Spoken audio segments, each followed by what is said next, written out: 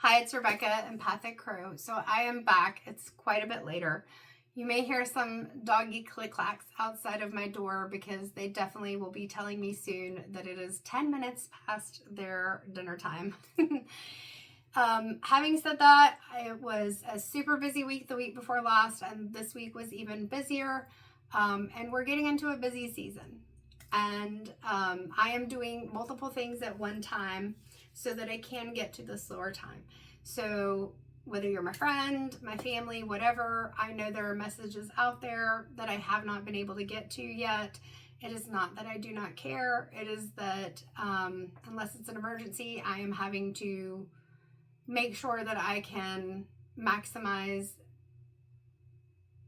my ability to get things done in the time that I have, and trying to not stop to do something that may take my attention away from other things so that I feel like I'm getting behind or not getting things done. All right, as you can see, my voice is clear. All I've had is my water. If you saw the video before that I will be posting first about the throat chakra, and just, we're not going to do this. I haven't had any medicine. I have not drank any tea yet. Just water. We are clear. So if you didn't see that video, go watch it, and also watch the I Call My Power Back by Joy and Soul on TikTok. Like I said, I'm just going to put it in there and you can look it up. YouTube, I can put in the link. So with this message, I tried to record it multiple times yesterday, and it's important, but I can't fully figure out how to get it out. And I'm trying to take out what brought me to the message, even though some of that's important, because I don't want the video to be super long. There are already things that I'm going to say that is going to possibly trigger the people who need to hear the message the most. And it just is what it is. We can't or shouldn't necessarily be aggressive in the delivery of our messages, because why? And also nobody's listening then. But at the same time, you don't want to do kind of like I did for most of my life, trying to sugarcoat and tiptoe around and try to make it where you're trying to say the thing, but you're trying to not trigger people. So what you're going to get from me in this message is just assertive. I am not being aggressive. I am not being meek, weak, whatever you want to call it, soft. It's just saying this is important because that's the energy that's being given to me. This is important and people need to listen. Okay? Where to start? There were a lot of things that happened after I got home from the Healer's Day yesterday. I had a lot of good energy, even though I had been there from 10:30 to 5:55, didn't get home until later, right? And it was so healing, and so many people sharing their energy with me, and in a way that was helpful for them, restorative, and helped with some healing. All the messages I got were very positive. And so one of the things that kind of became like a theme, 3:33 on the clock, kind of became a theme as I was working with people, like the unbalanced parts of the energy within their body, energy, mind, mental health, all of that. I'm trying to make it concise and go faster, so you're going to see me glitch more. It's just the way my brain works, because I usually try to tell you the whole story. Not everybody wants the whole story. So anyway, that fear of speaking out, suppression of emotions, fear in general, incongruent views, generational trauma, religious trauma, feeling silenced, putting the blinders on, feeling judged or perceiving that you will be judged, not being authentic, things like that. Those were some of the things that were coming through. And that's a pretty common thing for most of us. Insecurity and vulnerability are hard. But here's the thing. We're in a state right now where people's insecurity and vulnerability can lead us into a place where we are in such a low vibrational energy, and a state where we are misinterpreting things even more than before. And there's so much information that's coming at us that can possibly look like it's accurate, or when you have other people validating you, even if what you're saying has that, incongruent view, then it just creates all these emotions, intense emotions, and conflict and division and all of that. And while these things have been in place since the dawn of time, for so long, we have to be able to try to get to a point where we are releasing the judgment. I don't know why I heard this, and it feels important to say. I have been registered as unaffiliated for voting since I was 18 years old. Why? Because even in school, when we learned about all the political stuff and whatever, I was like, well, I don't want to side with one or the other. It's kind of like this Group 7 stuff. On one hand, it's cool to see some other content creators who have similar characteristics and things, but I would see them anyway because that's what the algorithm does. It picks up on things that you post or things that you watch and then gives you more of that content. And I don't feel like, I saw somebody say this earlier, and I fully agree. I haven't vocalized it, but I agree. I don't think that the lady who was kind of doing like a social experiment, and she's a musician, and I wish her many good things. I don't think her intentions were bad, but what I'm seeing is the same as what we're seeing like overall in the population, and that's why this is important. And I hadn't even put that down as part of the message that just came out. Is that when people feel like they're seen, heard, and validated, they miss the fact that it's creating a situation completely different than what they believe. They are living inauthentically. They're not living in a way that would make sense. And I say that because people in Group 7 that I've seen tend to, and it's 7 minutes on the clock, and 7 was a big number in the message. I may or may not get to that, but 7 is a sacred number. We all want to feel seen and heard, right? I immediately posted, hey guys, be weary, because I saw this video and it looked like somebody was just trying to get these people who identified with Group 7, and it was 717 when I started saying that. It was like separating it out. It's a distraction. It's pulling you into this us versus them, and that's the way I put it. I tend to...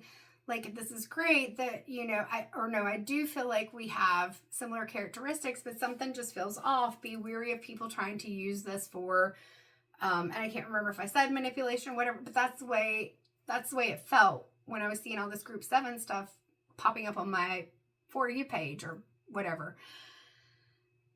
And 7, energetically, we would be like, yeah, that makes sense. But here's the thing. You can have people being brought together for a good cause. But when other things come into play and there's a separation, there's an us versus them and a judgment. Yeah, I wasn't even going to use that as an example, but it's fully circling in. Then even if you are somebody who is very compassionate, just wants for people to be able to take back their power, to be able to speak their truth, to be able to come together, whatever it is, do that shadow work. That's my thing. I embrace your shadows.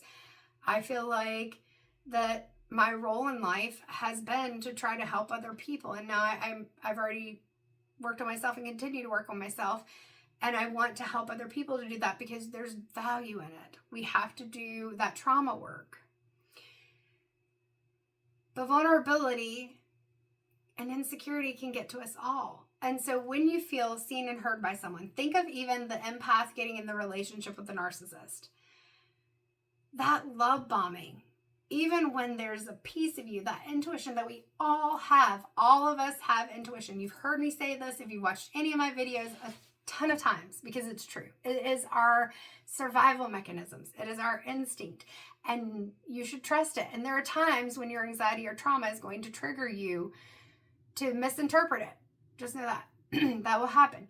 But at the same time, when that narcissist and empath come together, the empath sees the hurt and the difficulties and the struggle that the narcissist has had that created those behaviors.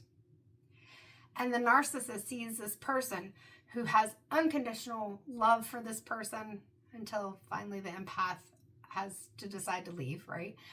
If the other person isn't going to change, but they need and want that validation. They want that attention. They want somebody who is, no matter how bad I treat you, and I'm going to treat you back because I'm taking my pain out on you, you're still going to love me. I'm always going to make you feel bad because it can't be me. It has to be you. So I'm going to blame it all on you, but you're still going to love me, right? Well, we're in that power dynamic within our world and society. We always have been, but it's gotten kind of crazy out there, guys. And if you don't know, your eye, gut, it's not open. You're not paying attention. You got the blinders on. That's why the things that I had written down weren't necessarily what was needed. I get it. Thank you. Thank you, Spirit. So, like, one of the things that I picked up off the shelf was my pyrite sphere. I love it because it sparkles and you get the smooth versus the druzy aspect of it. I spent more money for this than I probably should have. Not to say it wasn't worth it. Did I need it? No. Did I want it? Yes. And what is pyrite? Another name for it is fool's gold. 11/20. Interesting. That's my birthday. Another name for it is fool's gold because it looks like gold. It's not gold. And this is important because your view of things may be skewed. It may be impaired by what you were taught to believe or what you were taught was right, that you weren't supposed to step outside of the box. But if your intuition is saying something's wrong, or maybe not everything is what it appears, I want you to try to pay attention to that. Don't get distracted by the shiny object that looks like gold and is pretty, even though it's cool, right? Because at the end of the day, what is it going to do? Now, I know energy-wise, stones, metaphysical properties, things like that, but this is not what I'm saying. I'm kind of using this as a metaphor. So you may see this thing that is presented in this beautiful packaging. Like I'm seeing the Seven of Presents from the Nightmare Before Christmas deck that I used in a different reading. And one of the things that I said, and I laughed about this when I listened back to the deck, and I even read that card wrong because it was presents, not cups. I mean, pentacles, not cups, but it's okay. I read energy. I said, and it's the wrapping paper isn't even cut very well or something like that. That was a judgment. I wasn't intentionally trying to judge. It was a card with a drawing on it. But at the same time, because I'm such a perfectionist in the way I try to do things, and I've had to learn over the years to not try to be so perfectionist, and I don't judge others for their imperfection. Like if somebody gives me a gift and they've made the effort to wrap it and it may be all wonky and tape everywhere, I don't mind. I appreciate your effort. But then I was judging myself for not having the corners perfect and everything. Why? Because whether it comes from family or even our interpretation of stuff, when we're growing up, we develop these 1333 on the clock ideas of what people should be, what they should do, what we should do.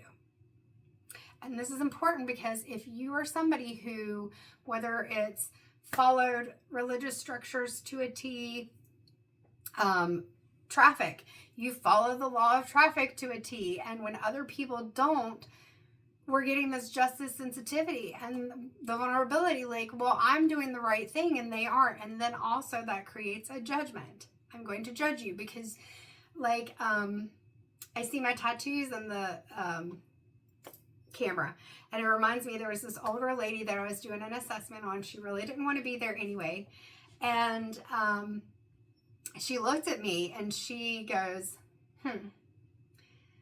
those tattoos, young and dumb. And I smiled at her and she goes, oh, you like them? And I was like, yes, ma'am, I do. Because I do. And then later on, when she was trying to deflect back to me because she didn't like me exploring her inner world, like her thoughts, her childhood, all those things, she didn't even want to be there. She goes, you know, you'd look a lot prettier without all that stuff in your nose. And I smiled at her again and I said, well, thank you. And I moved on. Not because I was trying to be rude, but because her judgment didn't matter. She can judge me if she wants to. It didn't hurt me. And her family member was apologizing to me afterwards. And I'm like, it's okay. I didn't take offense to it. But here's the thing. Sometimes when people judge and they're coming from a place of either trying to deflect from themselves. I've talked about this before when I talk about bullying. You know, if I get other people to look at you and they're making fun of you, then they're not looking at me and making fun of me. I'm not saying that I do that, but that's the energy. That's what's coming forward sometimes. Now that was because I felt it. That was a piece of this stuck in my throat. But anyway, that is their energy. It's their defense mechanism. Or I feel like you did something to hurt me, so I'm going to hurt you. Or I'm afraid that you're going to do something to hurt me, so I'm going to hurt you first. Right? And we get into these spaces, like even the don't tread on me things that you see. And unfortunately, I see cases where people who are promoting that are also promoting the rights of others being taken away. Even though those rights do not affect those people in any way. I'm entitled to my rights as a human being, but because you're not like me, you're not entitled to yours. So this is where I am going to kind of wrap things up, but pull it into some of what I was going to talk about the other day. And this is when we look at the teachings of Jesus as an ascended master. And he's not the only one who taught, you know, compassion, live and let live, not judging, things like that. Even Buddha did that as well. It's something that we see as a theme, which it's not a coincidence that that's true. But we're going to leave that there. I'm not going to go down that rabbit hole today. So just like the don't tread on me, but then you're mad at people who don't even affect you for wanting to have human rights. With Jesus, he was somebody who, as far as we know from what's in the Bible, so if you're going by the Bible, he went and he sat among people that others judged, that they looked down upon. I'm pretty sure that I remember, because yes, I did go to church for a while when I was younger. I've been to several different types of churches. I've even read the Bible from Genesis to Revelations when I was in high school, because I was like, let me just look at this and see. Let me try to figure it out. So he even washed the feet of people that other people are not even willing to talk to, or they don't want them in their churches. I have literally heard that. So I'm not talking necessarily about you. I know of situations where that is something that has been said. Well, we don't want to bring these newer people in because the people coming in are not the people we want in our church. Okay, so I'm not going against all people who have a religious structure. I am not religious. I am spiritual. Go ahead and put that out there. If that offends you, you have a right to be offended, and you have a right to view content from other people. My message is not going to resonate with everyone, and that is okay. And that's the bottom line too.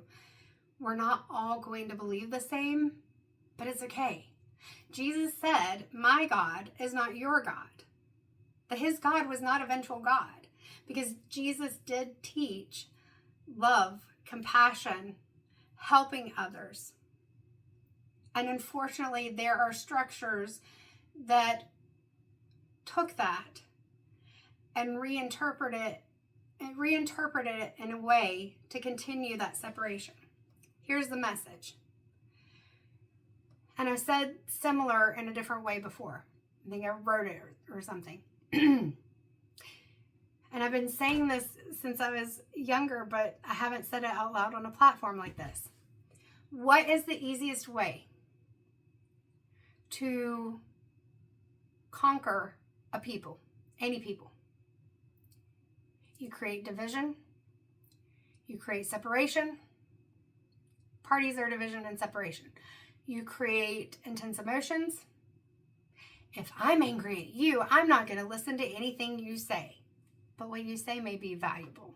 Maybe I need that information, because without it, I can't reevaluate my views and see, oh, well, that was just my perspective or what I've been taught. And maybe you have something that I don't fully believe all of it, but I believe some of it. And then we're in this judging and anger and sadness and hopelessness and all this stuff, because the more division that comes through, and we're seeing this play out right in front of us, the more that there are certain people who get satisfaction from it. They gain things from other people not paying attention, being in conflict against each other, and not realizing that actually the source of conflict is not each other. It goes higher up. And I'm trying to be somewhat cautious in how I say this, even though I'm not sugarcoating it, right? So you can choose to have the blinders on and to focus on just one side or the other and be like, oh, they're horrible, blah, blah, blah, blah.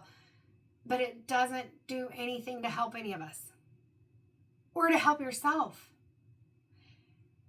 Those emotions lower the vibration within us. It lowers the vibration in our communities. It lowers the vibration in our nation. It lowers the vibration in the world.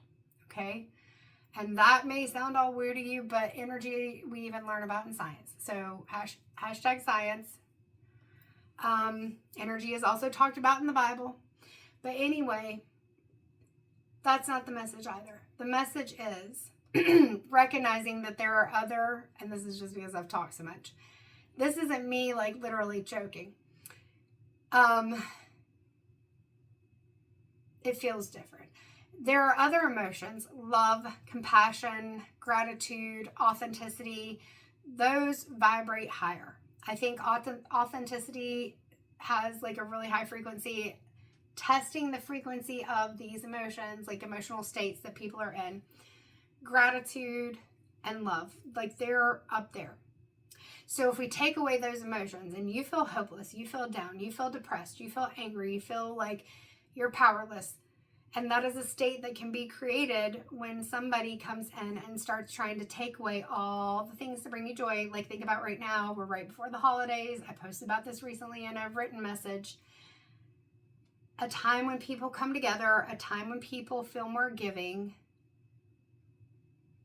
a time when people experience joy and hope. There may be some anxiety and stress too, but in general, this is a time where at least people are coming together more. And then you take away the money and you take away the other stuff and you further that us and them divide. And it gets to a point where eventually, if people start losing hope and more people start losing hope, they don't realize the power they have. The power is in being able to come together and being able to care for each other and not to even take on each other's views, but at least be willing to listen.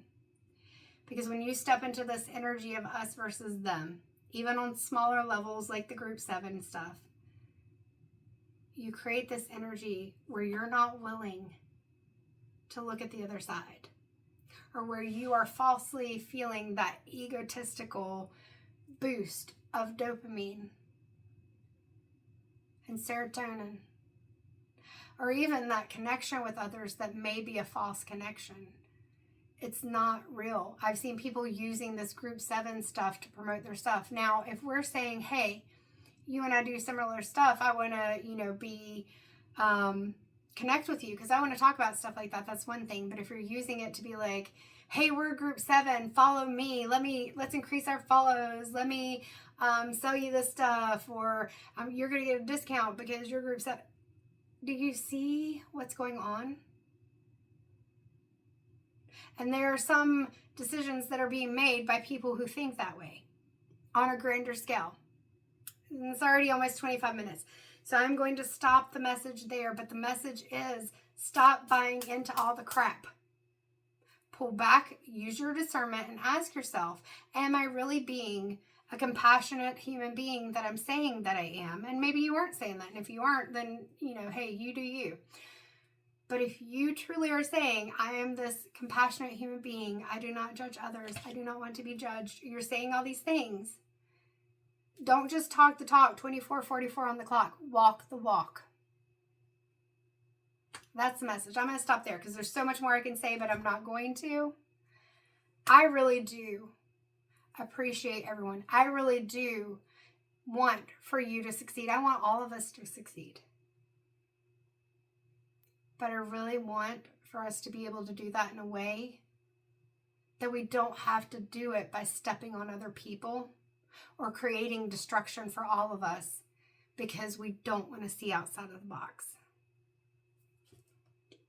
So I wish you peace, I wish you hope, and I wish you healing 100%. I hope you have a good week.